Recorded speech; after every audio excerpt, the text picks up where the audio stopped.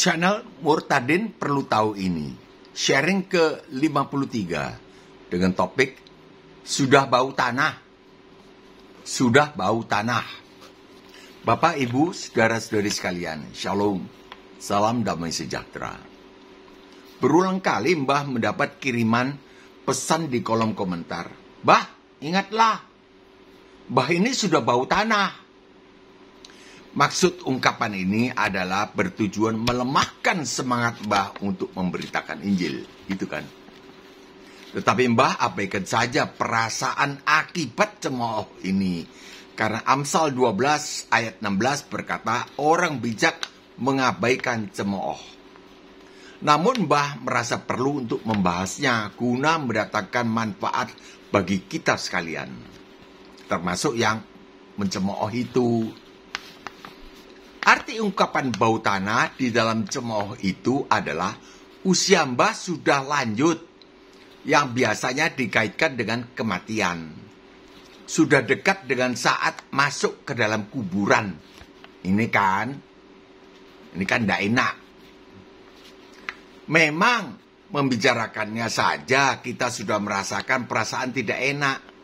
Apalagi membayangkan saat menghadapi waktu kematian. Kematian ini diliputi perasaan bertanya-tanya. Mbah yakin ini normal karena ini adalah hal yang belum pernah dialami dan hanya satu kali dialami oleh semua orang. Kan satu kali saja. Dan belum pernah dialami, jadi rasa tidak enak, ada takutnya, ada. Tapi ada sukacitanya. Ada pengharapan bagi orang yang telah menerima Yesus Kristus sebagai juru selamat. Kalau yang belum, ya ini ada. Yang belum menerima Yesus Kristus sebagai juru selamat, ya dia bertanya-tanya, ya tergantung kepada Allah. Dia mau masukkan saya kemana? Ke surga apa ke neraka? Ya terserah beliau. Ya menurut saya, merubah ya lebih enak yang pasti ya. Pasti. Percaya Yesus, masuk surga. Enak itu. Namun ada suatu pengharapan yang kita rasakan menyenangkan hati. Jika kita membayangkan ada janji Tuhan Yesus yang akan membangkitkan kita dan membawa masuk ke dalam surga. Bagi mereka yang di luar Yesus Kristus, mereka tidak punya pengharapan hidup yang kekal di sorga. Mereka juga tidak tahu bahwa tidak peduli bahwa setelah kematian ada kehidupan kekal di neraka. Dan bahkan mereka tidak percaya bahwa mereka semua akan masuk ke sana, ke neraka, kekal selama-lamanya. Diberitahu juga nggak bisa. Sebenarnya istilah bau tanah kuburan ini berlaku bagi semua orang, tua atau muda, bahkan bayi yang baru dilahirkan, orang sehat atau orang sakit. Bukan saja berlaku bagi yang umurnya sudah senior, sudah tua, kemudian tidak berlaku bagi yang masih muda, atau bagi orang yang kesehatannya prima. Tidak berlaku. Yang bicara itu orang muda. Pasti lebih muda dari Mbah. Jadi saat kita yang misalnya masih berusia muda, anggota olahraga gimnastik dengan otot tubuh besar dan gagah, lalu melihat seorang yang sudah lanjut usia, tubuhnya renta, atau bertemu orang yang lebih tua dari kita, seperti saudara non-Kristen yang memberi komentar bau tanah ini ketika melihat wajah Mbah. Melihat wajah Mbah, sudah gundul, penampilan Mbah, lalu kita anggap kita saja supaya halus bicaranya. Lalu kita melihat Mbah ini sebagai orang tua itu akan meninggal lebih duluan daripada kita yang masih muda. Itu pikiran atau kalkulasi yang salah. Salah kalkulasi. Yang benar bagaimana? Nanti kita lanjut sampai selesai ini. Dan jika pikiran itu diucapkan di muka orang banyak, di medsos, maka orang itu telah menghina otoritas Allah yang maha kuasa, yang memegang nafas dan denyut jantung kita. Menghina beliau. Hati-hati, Allah yang dulu, Allahnya Nadab dan Abihu yang mati di dalam bait Allah saat mereka berdua melayani Allah. Karena Allah itu Allah Maha Kudus, bukan Allah sembarangan. Allah Maha Kudus, jadi adil. Melanggar, sikat, habis, mati di hadapan Allah. Tapi beliau juga Maha Pengasih Penyayang. Itu. Jadi masih ada waktu, diberikan waktu. Tidak sekaligus sikat mati ini. Tidak. Ada waktunya. Itu ada satu orang, ini ada kesaksiannya Mbak. Satu orang, ya teman, di dalam organisasi rohani juga. Pada waktu-waktu tertentu ada kelompok kebaktian, renungan firman Tuhan. Dia bertugas main gitar. Mbak juga tidak tahu apakah dia dibayar atau bagaimana, Mbak tidak tahu. Mbak tidak berani usik-usik itu, dan itu privasi seseorang. Entah dibayar oleh kelompok ini, organisasi ya, kelompok Kristen lah, untuk ibadah gitu. Dia main gitar, cereng-cereng, gitar biasa. Pada suatu hari, gitarnya diletakkan di lantai. Mbah lihat senarnya, talinya itu 6, tetap ada. Biasanya kalau senarnya putus, ya enggak enak dipakainya. Jadi tidak dipakai. Ini lengkap. Lalu dia ikut nyanyi. 1 minggu setelah itu, des, mati dia. Tanpa sebab yang jelas. Jangan main-main ya pada Allah. Allah yang dulu, Allahnya Nadab dan Abihu, anaknya Harun. Nggak usah ulang lagi ceritanya, nanti terlalu panjang. Anaknya Imam Besar Harun mati pada waktu dia membakar ukupan itu, karena dia ambil api dari, ya katakanlah dari dapurnya ibunya. Api asing. Tidak mau. Allah mau api itu harus diambil dari mezbah utama. Tak, itu.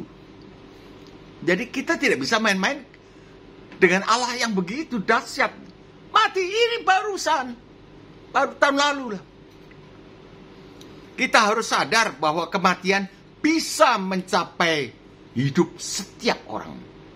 Baik dia yang sudah lanjut usia, maupun masih muda belia, sehat kuat gagah perkasa. Kematian bisa datang dengan banyak cara. Nah, ini lupa. Dia pikir, mati. Bau tanah. Tidak banyak cara. Kita sudah tahu banyak cara kematian menggapai seseorang. Kecelakaan lalu lintas. Tanah longsor ketika mendaki gunung. Longsor. Tertimpa dia. Terguling ke jurang atau tertimbun. Tertimpa rumah ambruk. Kita kan nggak tahu. Peluru nyasar. Korban si pembunuh salah informasi. Itu ya keluarganya Mbah sendiri. Tantenya Mbah dikira orang kaya. Cak! Dirampok. Padahal nggak ada uangnya. Dibunuh.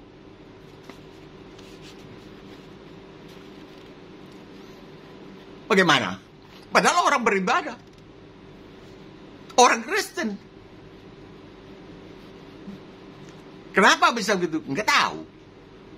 Tapi jelas setiap orang bau tanah. Artinya setiap orang, setiap saat mati, bisa mati. Kita harus bersiap. Bukan saja yang tua. Bukan, orang muda juga. Kelaparan. Itu Palestina. Siapa yang nyangka? Ya kita ada di sini. Tapi orang di Palestina lapar. Itu anak-anak kecil menada air yang menetes dari selangnya. Itu bantuan PBB. Bantuan air minum. Ditada gini. Banyak yang mati. Karena ya pembunuhan itu. Genocide. Pembunuhan itu bukan perang. Kalau perang, militer lawan militer, itu perang. Ini militer nembaki orang awam. Kejam sekali Netanyahu. Kenapa bisa kejam? Nggak tahu. Akibatnya bagaimana? Kita tidak tahu. Tapi yang jelas orang mati. Orang bau tanah.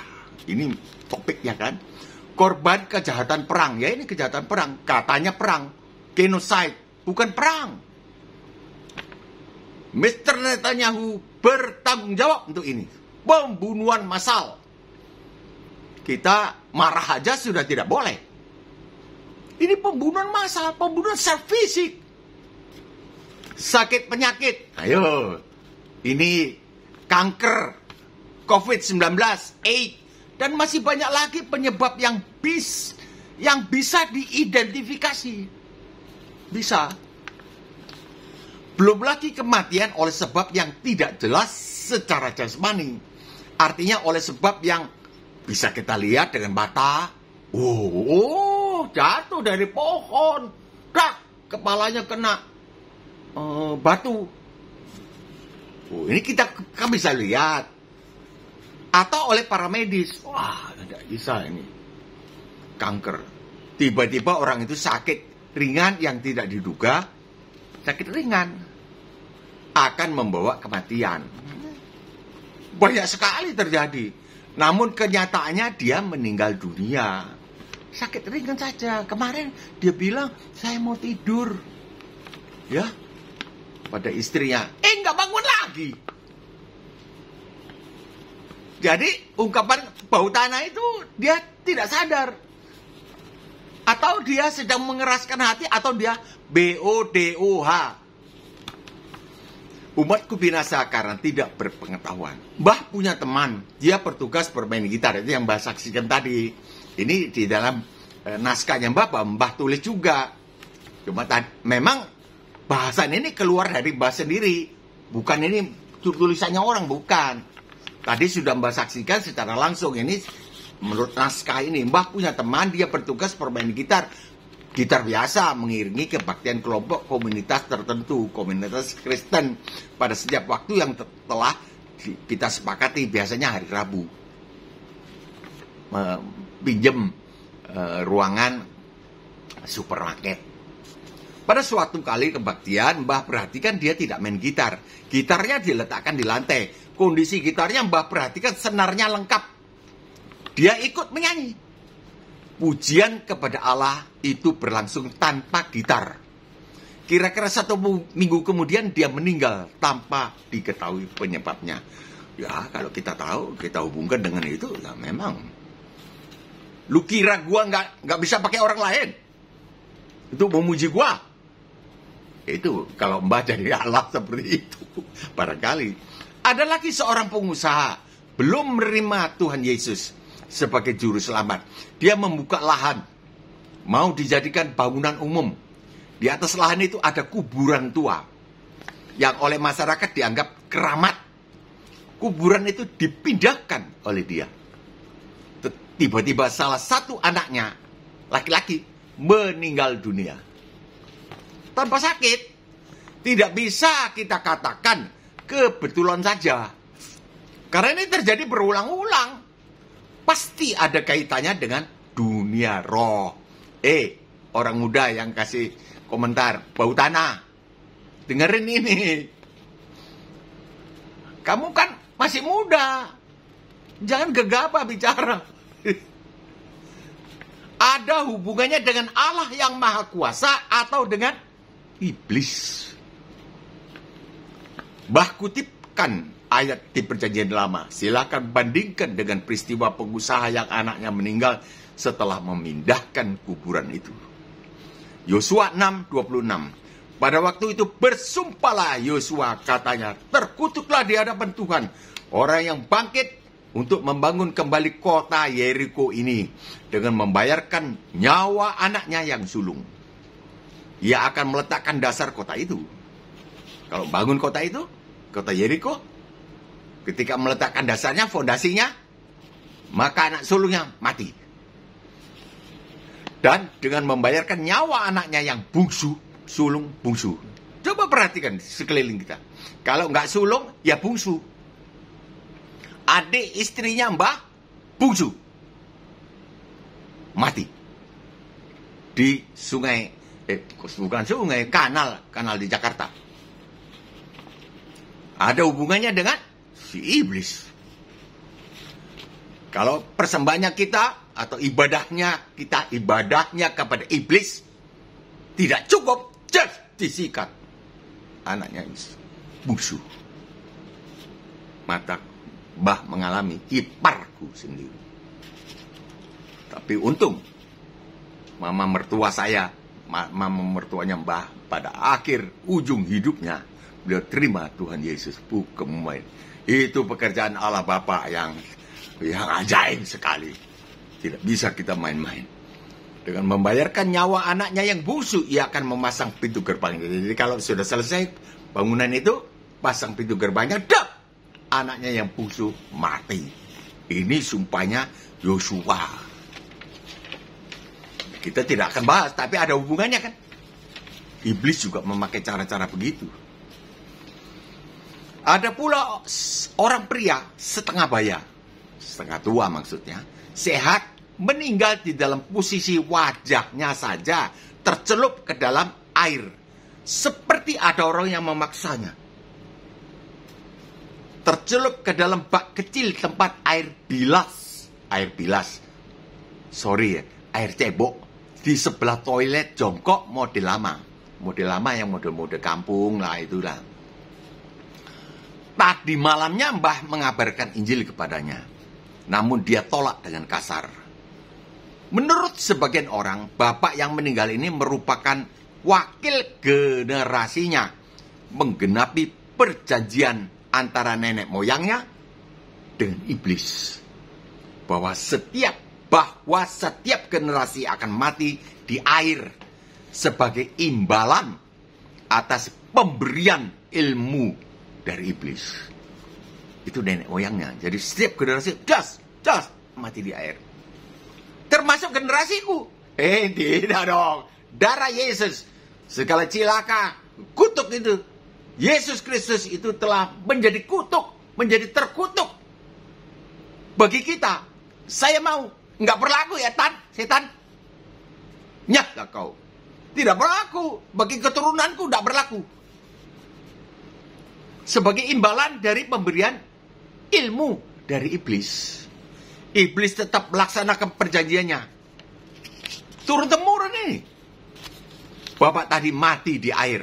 Walaupun hanya wajahnya saja yang tercelup ke dalam air. Pokoknya mati di air. Ini bapak ini tidak pernah belajar berenang. Menghindari lautan. Mandi-mandi di laut. Dihindari. Apalagi belajar berenang di kolam renang. Tidak pernah. Karena ada janji ini. Dia tahu. Tapi iblis tetap melaksanakan apa yang sudah dikomitkan. Mati di air. Wajahnya saja. Jadi posisinya ya berlutut. Ya seperti minum air. Seperti ya hewan minum air lah. Berlutut begitu. Mbak dapati sendiri. Ini kesaksian nyata. Bau tanah. Bau tanahnya macam-macam.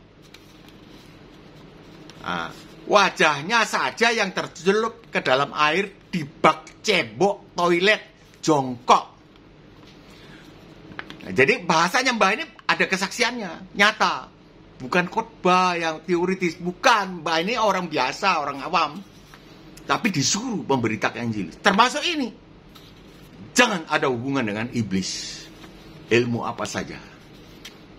Pegang ini. Patah tulangnya. Pegang. Sembuh. Orang itu tidak bisa terima Tuhan Yesus.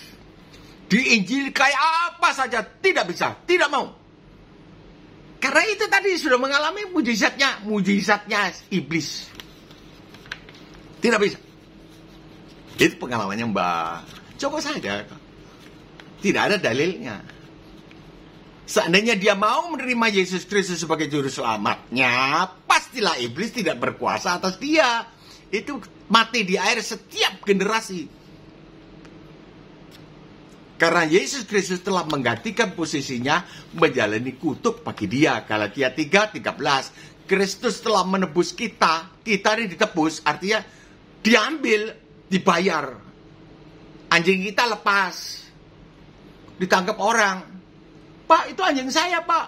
Ya, 500.000 tebusannya. Mau? Ya deh, bayar 500.000. Anjingnya aku tebus menjadi milikku. Karena itu milikku. Ketangkap orang. Kita ini ketangkap iblis. Ditebus bukan dengan perak dan emas, melainkan dengan darah yang mahal. Darahnya siapa? Yesus Kristus. Kalau mau, bukan kalau mati. Kalau mau ditebus, kita milik Allah. Dilindungi setiap saat, setiap waktu, dan di mana saja kita dilindungi oleh Allah yang Maha Kuasa itu. Ulangi, Galatia 3:13. Ngelantur kemana-mana. Kristus telah menebus kita dari kutuk hukum Taurat dengan jalan menjadi kutuk karena kita. Yesus Kristus, Allah menjadi manusia, bernama Yesus itu menjadi kutuk karena kita. Sebab ada tertulis, terkutuklah orang yang digantung pada kayu salib itu. Pada kayu salib. Kesimpulan bahasan kita adalah, janganlah kita sekalian, terutama orang non-Kristen, takabur mengatakan bahwa orang yang lanjut usia itu bau tanah. Dia sudah dekat liang kubur, padahal semua orang bau tanah. Dia yang berkata demikian juga bau tanah. Setiap saat mati. Jangan dibilang hari ini, wah, kita hidup hari ini begini-begini akan melakukan ini. Nah, nggak tahu, sebentar lagi dia tabrakan sepeda motor, kepalanya kena aspal, mati. Jangan gegabah, jangan takabur begitu. Orang muda gagah perkasa, bau tanah. Orang sakit terbaring di tempat tidur rumah sakit, bau tanah. Orang sehat juga bau tanah. Bayi baru lahir juga bau tanah. Kejadian 2 ayat 7.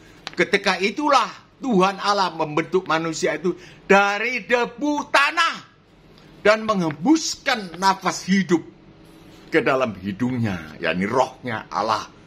Kita ada punya roh Allah. Demikianlah manusia itu menjadi makhluk yang hidup. Kejadian 2 ayat 7. Kita harus menaruh hormat dan takut kepada Tuhan Allah yang memegang nafas hidup kita. Kapan kita masuk kubur tergantung waktu beliau. Janganlah kita berbicara sembarangan.